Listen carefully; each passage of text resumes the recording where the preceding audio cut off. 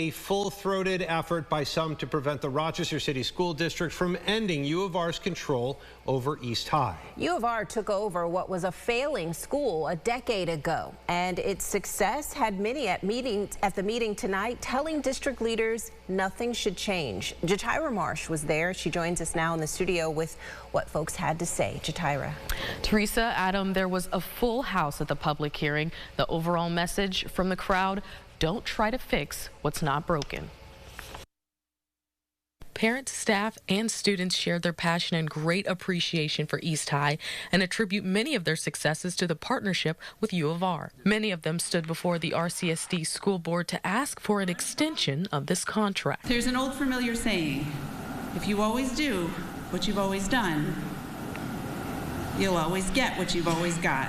This partnership was something new, and it gave us different results. We need to keep this partnership, take the best of what we've learned from it, and implement it district-wide, not end it. The message seemed to be consistent, so I guess my question now is, will they listen?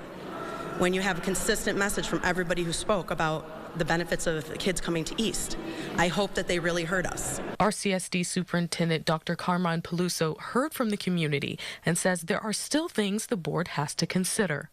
You know, I think the EPO partnership has been here for 10 years, right? And it's a contract, and at the end of the contract, you have to start to look at it and see if it's worth, extending again. So this is a part of a contract ending and reevaluating and looking at what's the next steps. Cynthia Elliott, president of the board, says she's happy with the work that's been done, but says the issue with renewing the partnership would not be fiscally responsible.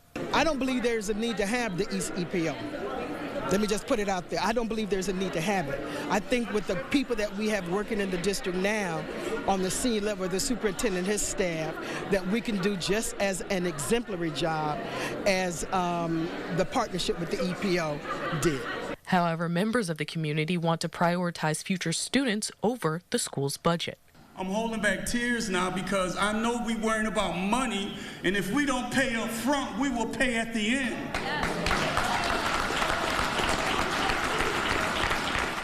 If not renewed, the ownership of East under the U of R would end the 2025-2026 school year.